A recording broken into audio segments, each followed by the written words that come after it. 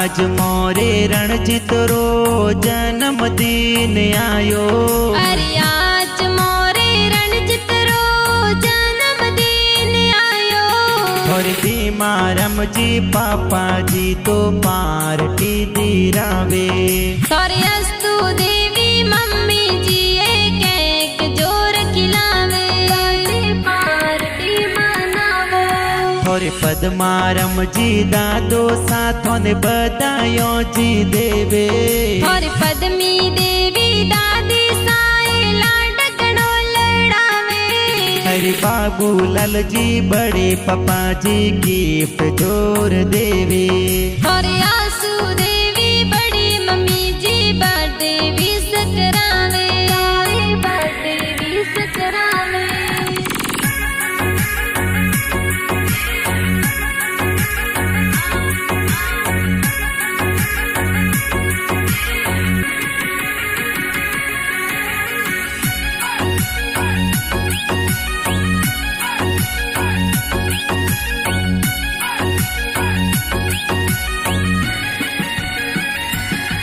हरि सुतराराम जी बड़े पापा जी गिफ्ट जोर लावे।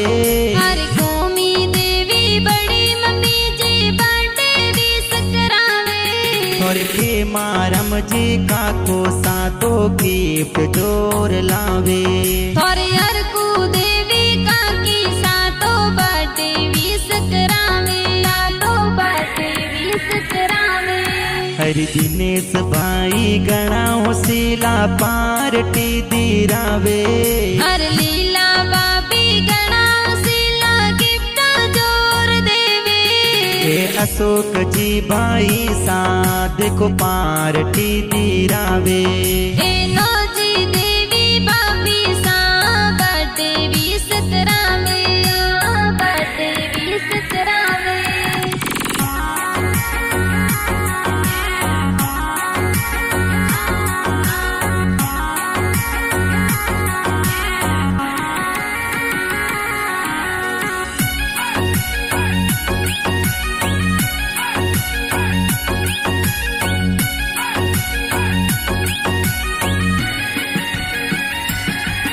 हरि रमेश भाई दलपत भाई गिफ्ट गणेरा लावे।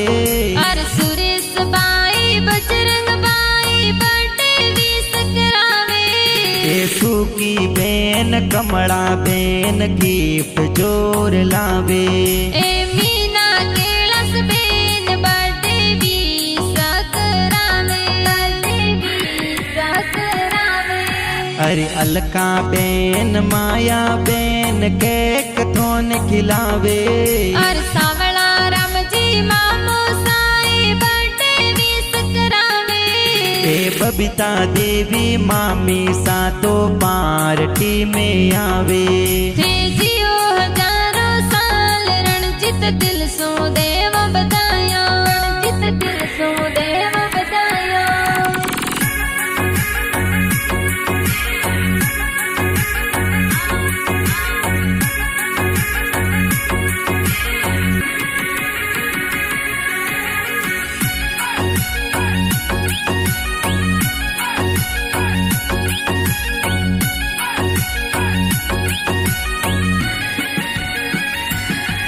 हरि पुन मारम जी नानो साथों ने लाड गणेरा लड़ावे। हर तूड़ी देवी नानी साई लाडकड़ो लड़ावे। अरे पियू सही तिस दोस्त अपरे गिफ्ट जोर लावे। अरे रमेश दोस्त गणा उसीला बर्थडे विश करावे, बर्थडे विश करावे। हरि जाट परिवार खुशियाँ मनावे केक चोर कटावे। अरे आज मोरे रणजीत रो जन्मदिन आयो। हरि सूरज जी सौतरी देखो गीत जोर बनावे।